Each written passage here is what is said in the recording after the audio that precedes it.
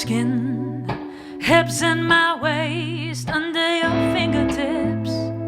Does it seem like bait, that advertisement for something you cannot afford? You have discovered I won't give up my world just for a second time to relive that night. You remember every single word, every line, every distinct breath you sighed. You want to tell me things that you haven't told yourself, but you know how untouchable, like a damn top shelf.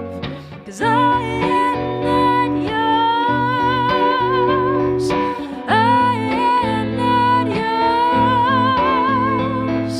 I am not yours. Ooh.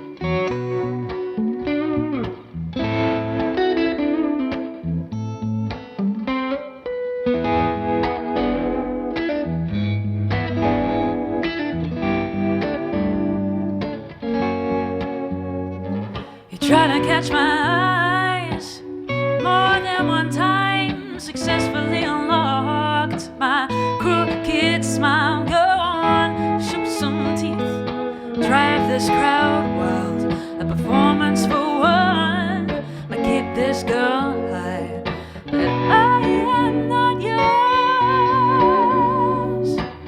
I am not yours,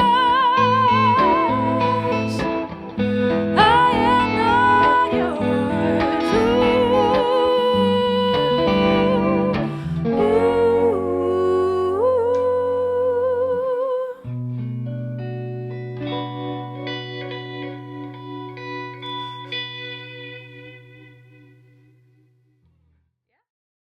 Mary Spender! Hello. Has it really only been 2 years? Yeah, 2 and a bit. What a meteoric rise to success it has been in that time. I don't know about that, but thank you. No, it's cool. So, welcome to another episode on Andertons TV. We've had some fun today. Mary and I have been trying to hook up together again to do some more filming for what seems like a year. And we finally got together today, and it's been great. We've done 2 songs.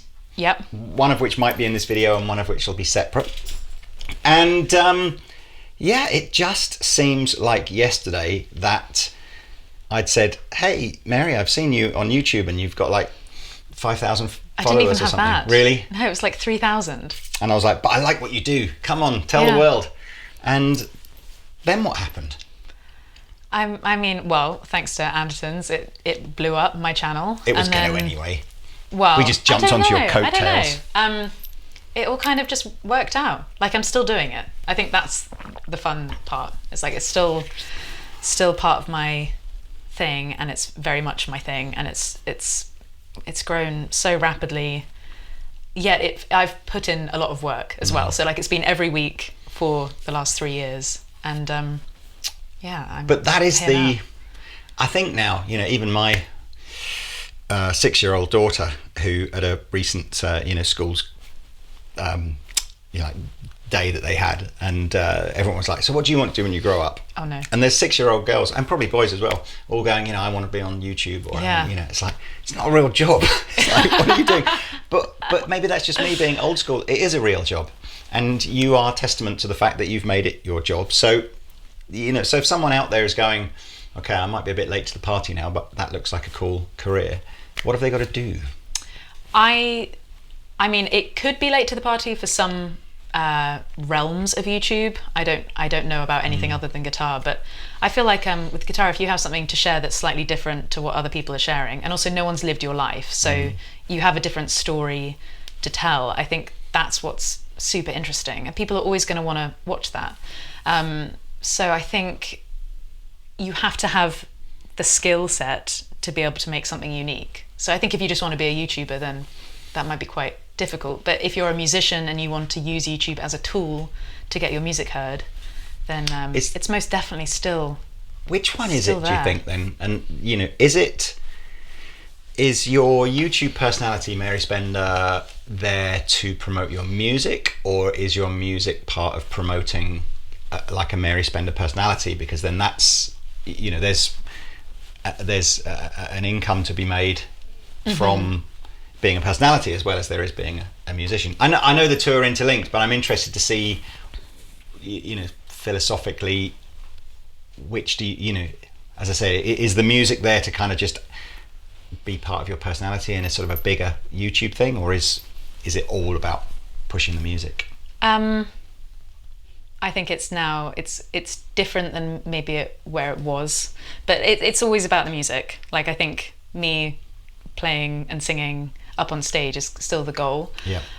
But it's now not as much of the priority. I don't need to do that all the time. I can come home and make a few videos and really enjoy that too. It's just a different art form, and I'm not too sensitive about it. I mean, I get asked it a little bit quite often by other musicians too, where they're like, well, I don't want to be seen as anything other than an artist. I don't want to be seen as a YouTuber. And I'm like, well, it's a very difficult thing nowadays. You can't just be an artist without having a social media presence of some kind. So either you're going to be called a YouTuber or an Instagrammer I or think something like that. So you might as well just you're definitely display part yourself. of that. You're part of that first wave, I think, of musicians that have become popular on YouTube, and you get this kind of like, oh, you're a YouTuber musician. You know, it's almost like somehow that's not like a proper. I'm not sure if I'm the musician. first wave though. I think, you know, Shawn Mendes, Justin Bieber, they were the ones who quit YouTube to become obviously international superstars. I think I'm just the working musician who's on YouTube, but much later to the party in that sense. But now it's not like I'm using it just as a tool to then quit it and then move on to just doing pop music. It's just like, no, this is me. You'll see my journey. I'll always keep it as a priority because I really enjoy it. Like I'm not so fickle that I need to be seen as something when I'm like, oh, it's just me. So it's only ever just me. Again, I think this will be useful because if this is the first time you've seen Mary on YouTube, which I'd be surprised if it is, but if it is, there is a sort of the interview that I did with Mary a couple of years ago explains more of the sort of like the life story up to that point. So we're not going to kind of go over that again. But if we go back to kind of where we left off, which was you were still working 9 to 5, trying to make music and make videos at the same time. So how do you? I know you're fortunate now that you don't have to 9 to 5 job it anymore. But during that time, what was the? How were you balancing everything? I mean, is it just? Is that it? Is that just life? It just overwhelms. It did get a little bit overwhelming, and I had to make a few sacrifices, which I think now it was totally worth it. At the time, it was quite like I had a few difficult discussions with, you know, whether you're in a relationship with someone, whether you're friends with someone, like cancelling plans because you're making YouTube videos that don't earn you any money is a tricky thing to say and justify. But now, you know, even telling my parents when they were like, why aren't you gigging as much? And I was like, well, I'm going to sit at home and I'm going to make videos. And they were like, okay, go off, do your thing. We have no skin in the game. Just go off, do your thing as long as you're happy. And now it's supporting everything I do, like releasing a record, getting to travel a lot, living my dream. It's not the dream for everyone to sit and make videos all the time and about cool nerdy stuff that I like, but it's my thing. And also, as an independent musician, I don't have a manager. I still don't, you know, I don't need a record label anymore. Not that I ever have the opportunity to even go down that route, but it's just like, well, this is all me. Every bit of work I put in now feeds me. It's not feeding anyone else. It's just it's more satisfying for me personally to be in control of everything this way. When you first realised that you wanted to give up your job to do this full time, what was it that was? I'm trying to sort of hone in. Sort of, I know it sounds awful. You talk about sort of the commercials of it, but you know, you have to pay rent and buy food and all this kind of stuff. So, which came first? You know, was it an increased interest in your music and therefore more income coming from your music, or was it doing demos, or was it the ad revenue from the videos? I mean, what if you had to sort of almost build the blocks, what comes first? So the first thing I will suggest is don't give up your day job for YouTube unless you are using streams of income like Patreon. Like Patreon was huge for me. That I have 250 people who pay a subscription to exclusive content, music, all that stuff. That is incredibly important to me. So that was building. I started that in November 2017 when the YouTube channel was super small, and I crossed over. So I went from a day job that was completely unrelated to the music industry to a career job which was utterly fantastic and life-changing, that I was in for 18 months. That helped everything because they allowed me to do YouTube as long as it was on my own time, which it was. I actually didn't work 5 days a week. I worked 4 days a week, which we negotiated at the beginning. I knew I needed an extra day to do YouTube. And through people I met through that job, just having like a little bit of money to be able to book a flight to go somewhere like Norway and do a collaboration with someone like Leo, it just gave me a little bit more freedom to pursue those opportunities. Then it was a big transition it was a tough decision to go from a career music industry job, which I'm also fascinated in, like I love music business and stuff like that, to then just being a full-time artist and thinking, okay, if I don't do it now, when the hell am I going to do it? And I hit 100,000 subscribers, and that was when I had the conversation, and I was like, okay, I think this is enough proof. Yeah. So I was incredibly safe. Yeah. I don't recommend that anyone just quits their day job and pursues something that is so fickle, so nerve-wracking, so much hard work, mentally very challenging, YouTube comments, like all that sort of stuff. Like you have to build up to that. And that's what I like about YouTube in comparison to maybe like a traditional record industry or like the X Factor. It's like YouTube grows steadily every single day. Like you might have spikes, but it grows. You can adjust a lot easier. Oh, you mean relative to being nobody one day and an international pop star the next? I mean, like we know about musicians and mental health. Like sometimes they don't play ball in terms of like how a musician can deal with something like that. It's very tricky, and I just think people should be much more aware of it and just don't wish to make it tomorrow. Like enjoy the journey. It's funny, isn't it, that we were talking earlier about you sort of, it's hard to be sympathetic towards somebody who appears to have everything. Yeah. Particularly, when the megastar level, and yet are still, deeply sensitive and hurt by all the negativity that's thrown at you through YouTube. And I do think, or just generally in life, but particularly for us sort of YouTubers, but you've got to be quite thick-skinned and constantly remind yourself that these people don't really know me. And well, I think it's even more admirable. I mean, I've had my fair share of comments on YouTube, and that's fine. I can compartmentalize that now, and I can rationalize it in quite a satisfying way that I'm just like, I don't need to worry about that. I can't worry about it, otherwise it will destroy me. Yeah. But the thing I'm more admirable about with superstars is that they not only have YouTube comments, but they have like mass media making up rumors about them that everyone trusts. And professional maybe criticism not so much as anymore. well.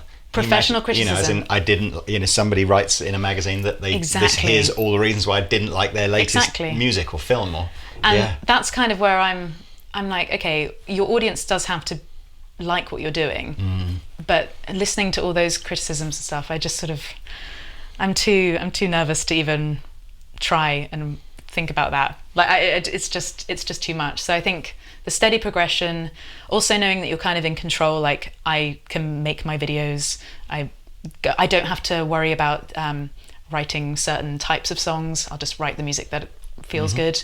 I don't have to be writing all the time. And then I can go and record something, hire musicians on my own volition, make sure they're happy as well. No one's getting, I don't know, messed about. And then the record will come out when I'm ready to release it, not when it needs to be out by someone else's timeline. So you had quite a big subscriber base, I think, before you then gave up your job, didn't you? 100,000. That's. I remember when we got our I was very silver safe. button at 100,000. I just thought, that's it. You made it. We've made it. You know, how little do you know? Yeah, it's how little do you realise just how much bigger the world is out there. But well, I think also it helps that I'm 29 now. Like I'm not 19. I'm not trying to rush into anything. I want to be doing this for the next 50 years. So I was like, okay, well, I'll just be safe, make sure I don't have anything. I can imagine even that, you know, being 19 again and having 150, 200,000 subscribers, and I'd be an idiot. Despite the fact that you might have 99% positive comments, just dealing with the 1% that are brutal at that age. It's or any age, but at that age particularly as well, you know, particularly if you've got insecurities as well. It's just like, well, they're the worst ones when they're slightly true. Well, that is obviously the worst one, but slightly true. Even they're still not entirely true. I know what you mean by there's an element of truth in something, but it's still more. I don't know. I mean, I sometimes feel like the platform providers need to take more responsibility for what they allow people to say. I don't know. I think it has to come down to the person nowadays. Like I was thinking about it with some friends, and I truly believe that the bullied can become the bully very quickly. So I don't respond to anything. If there's anything nasty, other people in the comments who are fans will you know, argue my case without me having to, which is a very luxurious position to be in. I just step away. I don't even look at it. But all I'm thinking is like sometimes if a person, one, is willing to say that sort of stuff, they're probably not entirely happy. Because when do you take 5 minutes out of your day to absolutely rinse someone? Not very often. Well, I don't know. Pete and I, we take Pete every day. More That's than fine. 5 minutes. I mean, he deserves it. He deserves it.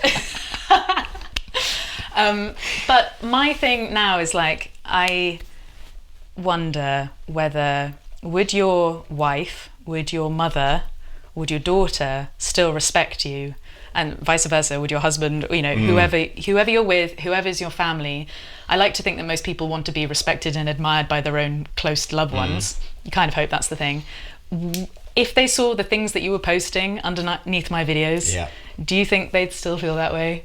No, and just like, it's the anonymity that allows it, isn't it? Yeah, but some of it's not anonymous.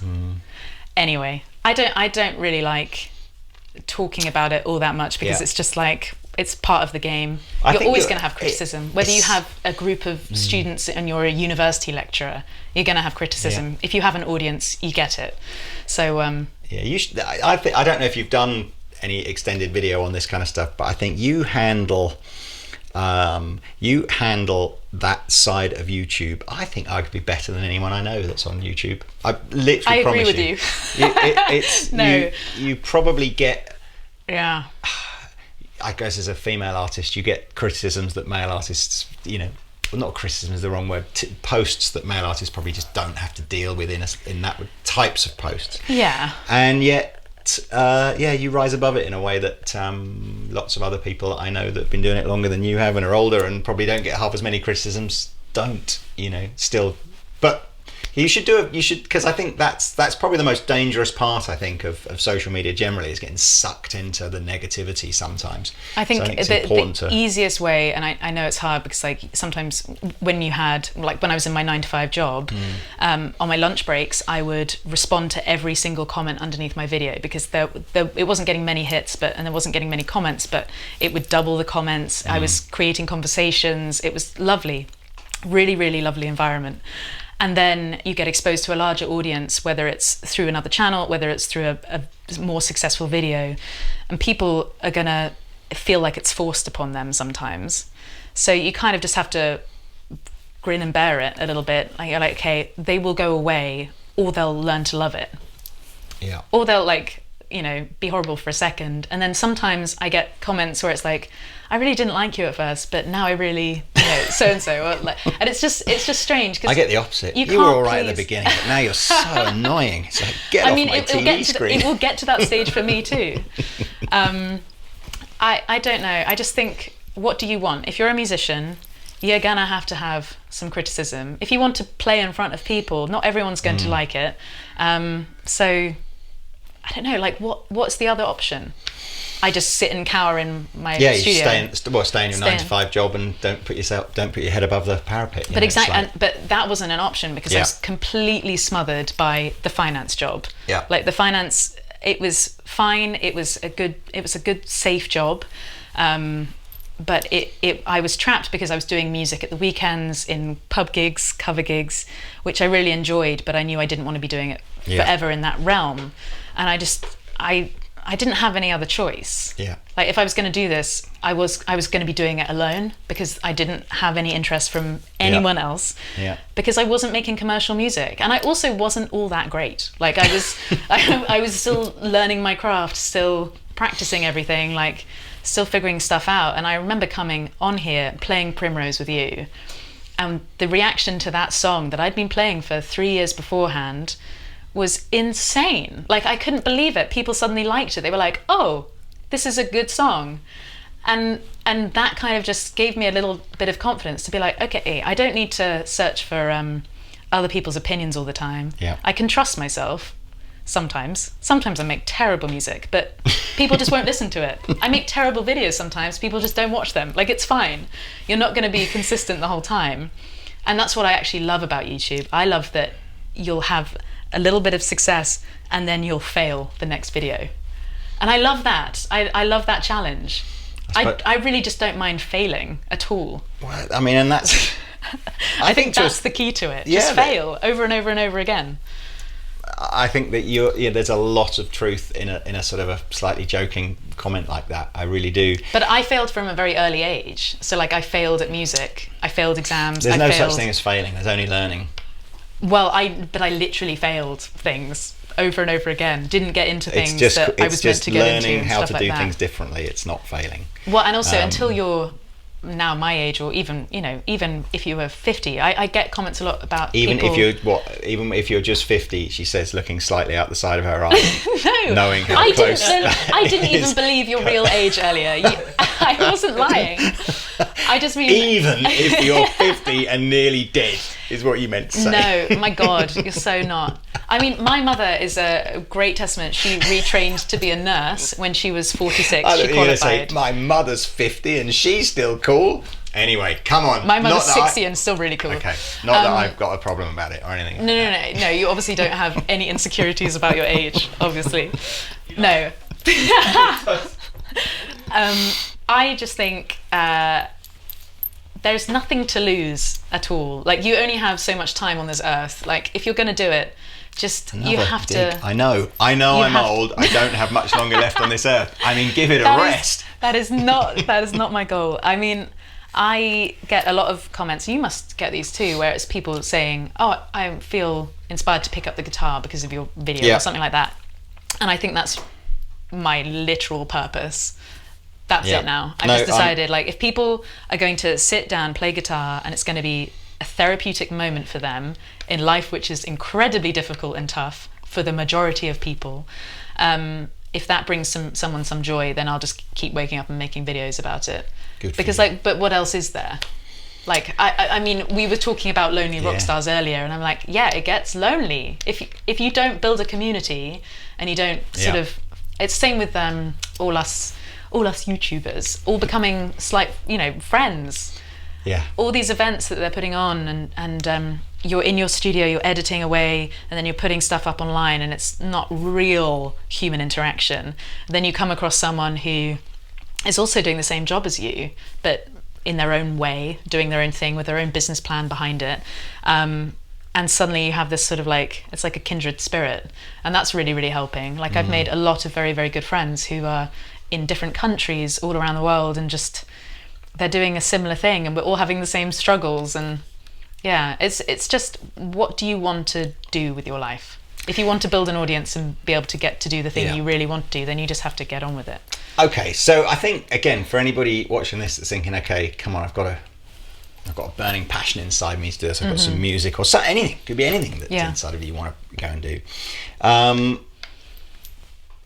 Does it ever get to the point, obviously it does get to the point at some point where the money that just the YouTube side of it generates becomes enough to live on.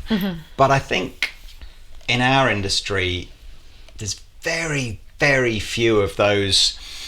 You know, you get the sort of celebrities that you see in all the newspapers, and they got like a zillion followers and da-da-da-da. I think in our industry, it's quite rare to get to the point where you've got that many followers that you can literally just go, yeah, fine, that will pay all the bills, good life, da da da. So how many different sort of, fingers in different pies do you think you realistically need to just be safe, and live a nice life? Well, you have to kind of analyze your own life as well. Like, where are you spending money, and where do you have to spend money? Like, I don't have kids, I don't have a mortgage. If you have those sorts of things, then you might need Aston more. Martin, though, takes the a Aston few Martin quid outside to keep on the road, doesn't it? Wish. I wish one day I will be that girl. I think it's really, I know I can live off very little.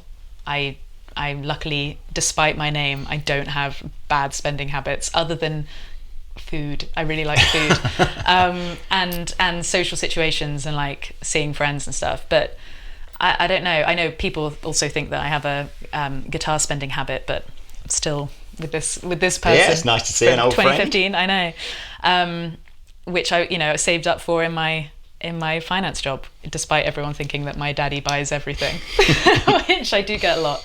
And it's really like, it's personal. Like, what do you need to spend money on? What do you need? You can live off very little.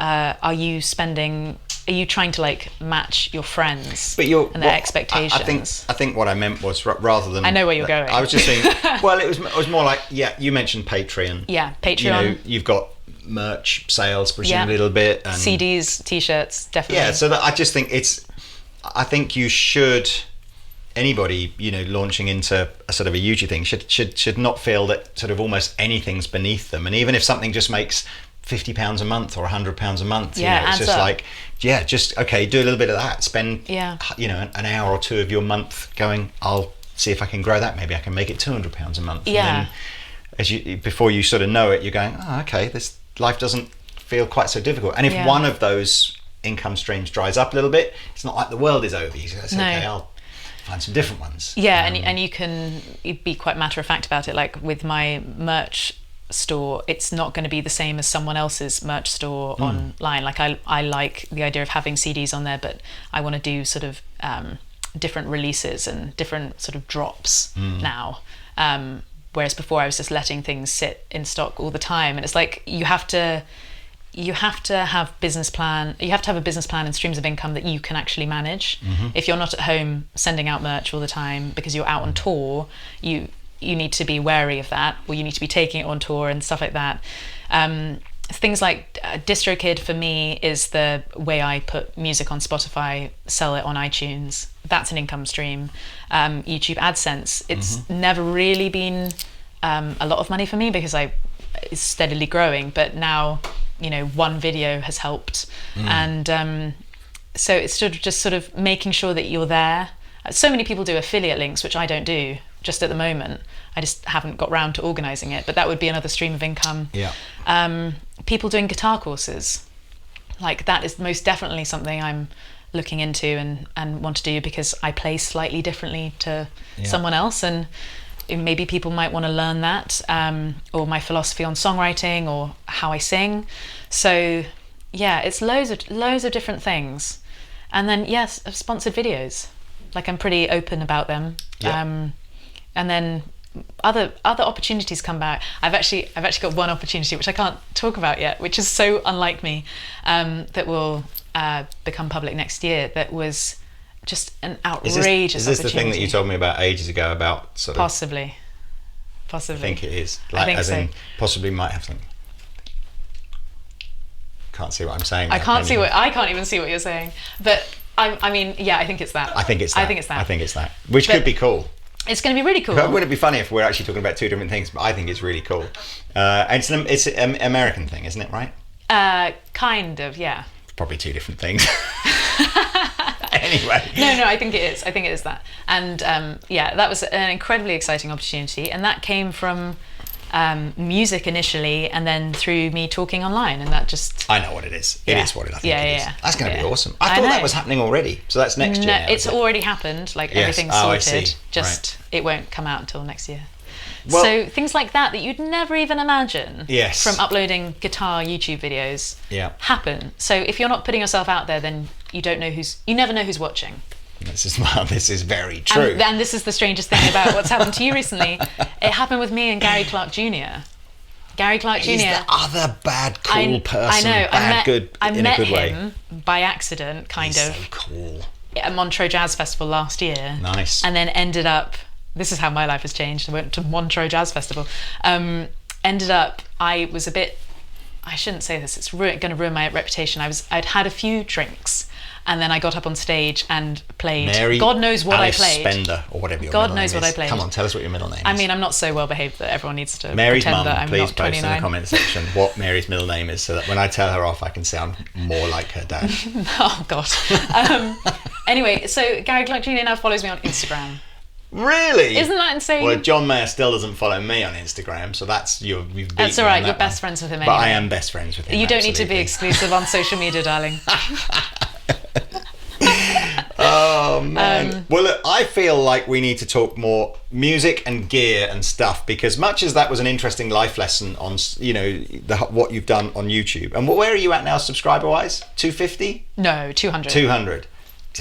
We'll be at 250 probably by the time this video goes out. I mean, that's mega. I know. And I know. that's brilliant. And that will, there's a good life to be had and a balance between making music and paying the bills and all sorts. So well done. That's awesome.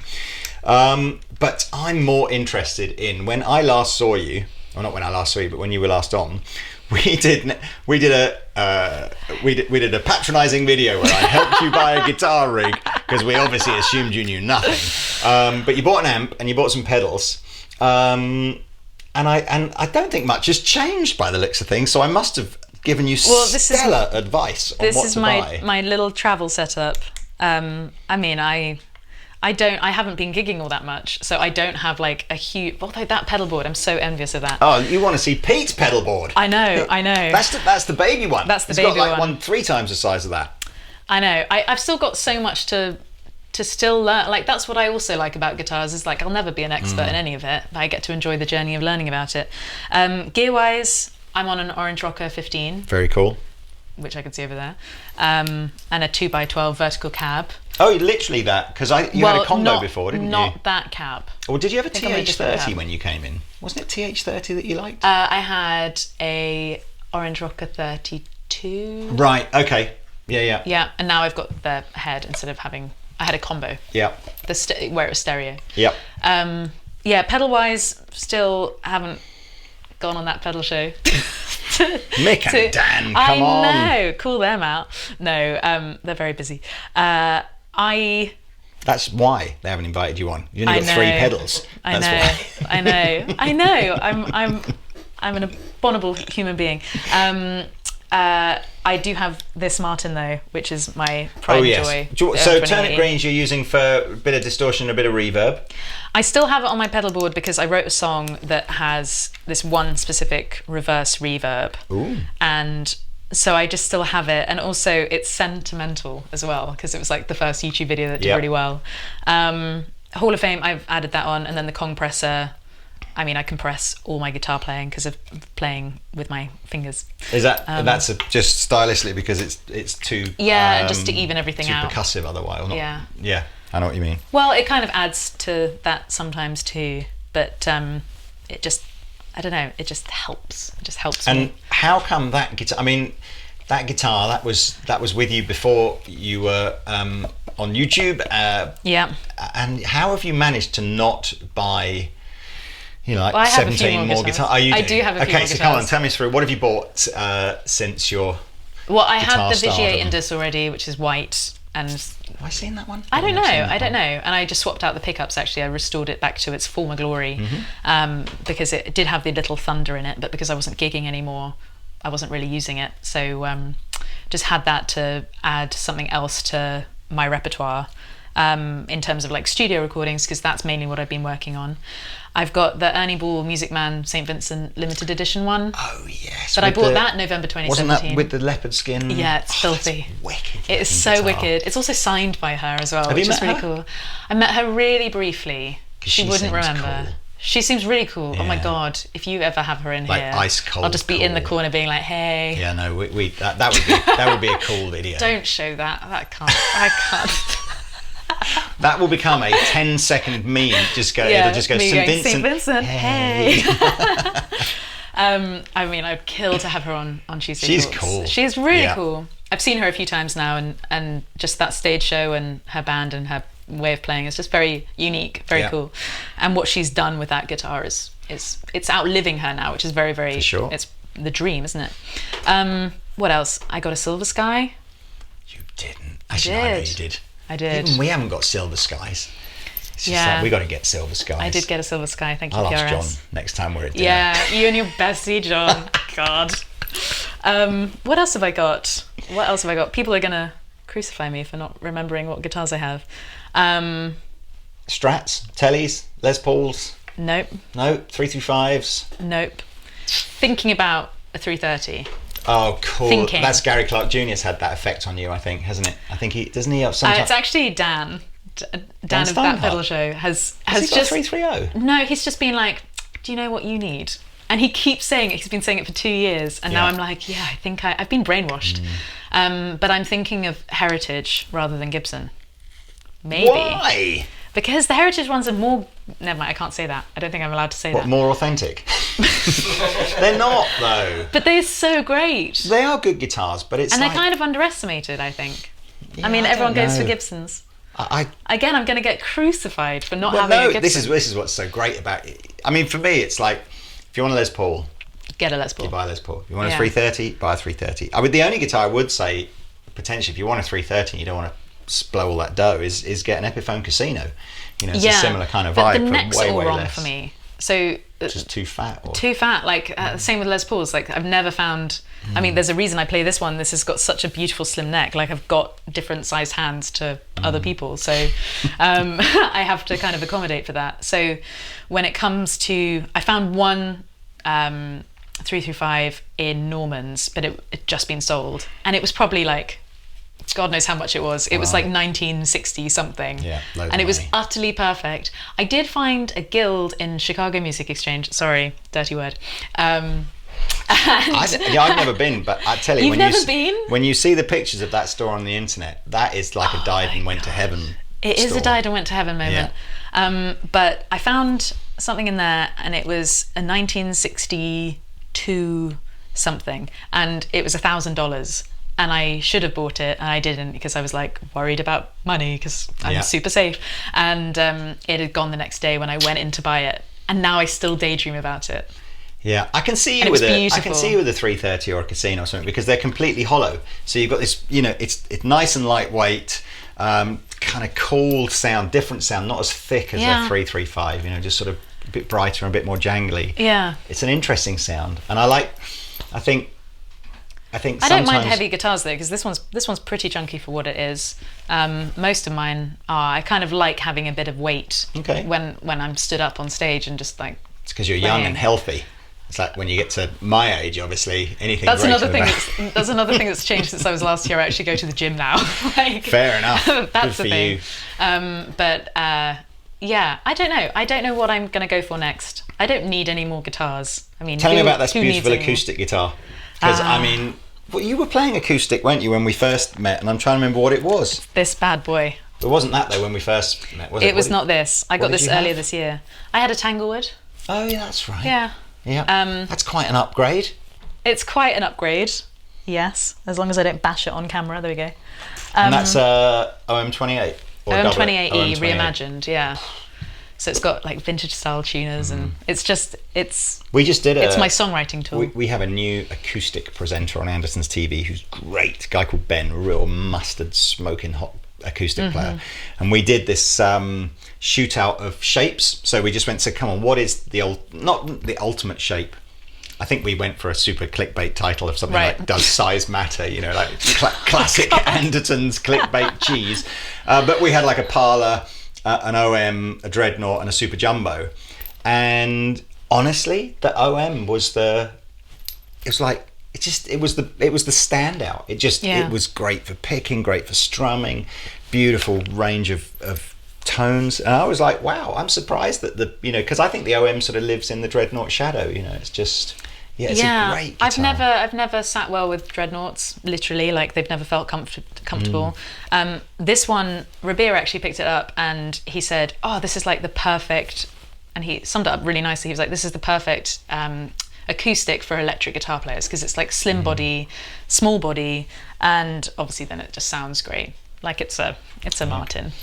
And musically, I mean, we played 2 songs. I think I said one hopefully is in this video, which was an original song of yours. What's that one called? I Am Not Yours. I Am Not Yours. How do you feel that musically, that, or stylistically rather, you've developed over the last 2 or 3 years then as an artist in terms of that kind of music compared to what you were writing?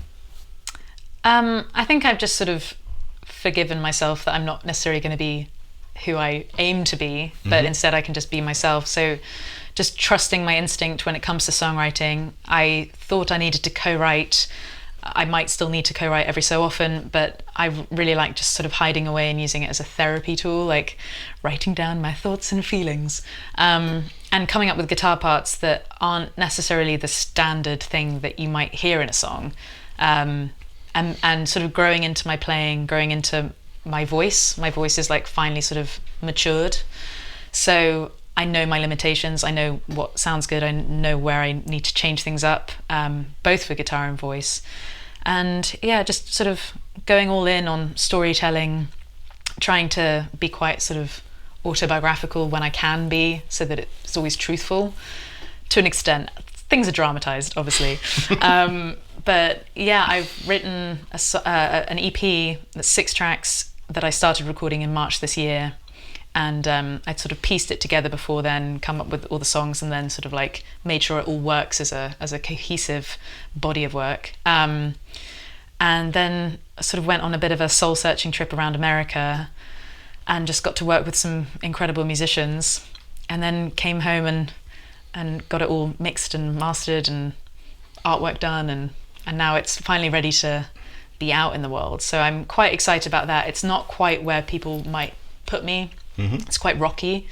It's where I want to be up on stage, like rocking out. And there is one really intimate acoustic song, but most of it's full band and just, yeah, it just sounds like me. I don't know. It doesn't really have to be blues. It doesn't have to be rock music. It's just like where me in a band. should people go to find that? So there are physical copies available on my website, store.maryspender.com. And then it's going to be coming out gradually, song by song, online. You've John Mayered, have you? You've decided that that's the best way to release an EP, is it? Just well, it's the most manageable way. So I'm not doing it. He did 4 tracks at a time. I'm doing it actually more in the style of some old friends of mine who are in a band called Oh Wonder. I went to university with Josie. They started a project, released a song every month for a year, right? And then they blew up into international pop stars. Oh, One Direction. Is that what happened? No. They would hate you for the comparison. It was as soon as you said it was Oh Wonder. Oh Wonder. And I just thought, that's Oh One Direction. But they kind of like started this phase, and they did really well on SoundCloud. Okay. That was their launch pad. But for me, it's more like I need to make videos around the music. So yes, having 6 tracks out there would be great for people just to listen to, but they can buy the physical copy. They can get that if they want to. Have you made proper music videos to go with each track then? I mean, this is scary to actually commit to a video, but I've made like a 25-minute long video. Wow. Is there dancing in it? No, there's no dancing in it. Do you dress up as a panda at any point? I don't. I mean, there are other videos of me dressing up. I think you've missed a trick there. I really do. I know. I quite like that music video. It's so awkward. Awesome. It's good. Yeah. It's just so weird. All his music videos are kind of awkward, so they're good. Yeah, exactly. I mean, he lent in there. So there's no dancing and no dressing up in. I mean, I can't promise. I haven't finished editing it, so Fine. I could just put that in just for you. Excellent. Okay. Yes, please. And then I've got a live EP that will back that all up, which is again another 25-minute video, and I'm just kind of experimenting with this thing. So new album, music videos, touring to support the album. A few shows here and there, and then hopefully that is the goal. And then 2020. I love the year 2020. I know. It's got a certain ring to it, hasn't it? I think I've had great clarity of vision around the year 2020. See what I did there? So what is it? What what can we expect from you in 2020? Probably much of the same. I think I'll just try and keep my head above water with all of this, and keep everything going in terms of like weekly uploads, new music. I'll be getting back in the studio in January, so as soon as everything's done and out, I'll be just going back into the studio again with the same drummer and working on new music. And please, at some point in 2020, please come back and we'll do another one of your tracks or another one of someone else's tracks in your own style. And thank you very much for coming on. And it's crazy. 2 years. I can't believe it. Seems like such a short amount of time when you think what's happened, and such a long amount of time to go between saying hello. But anyway, look, there you go. Mary Spender, everybody. Please like and subscribe this channel and also Mary's channel. And I'm sure we'll both see you in a video in YouTube land soon. Bye-bye. Bye.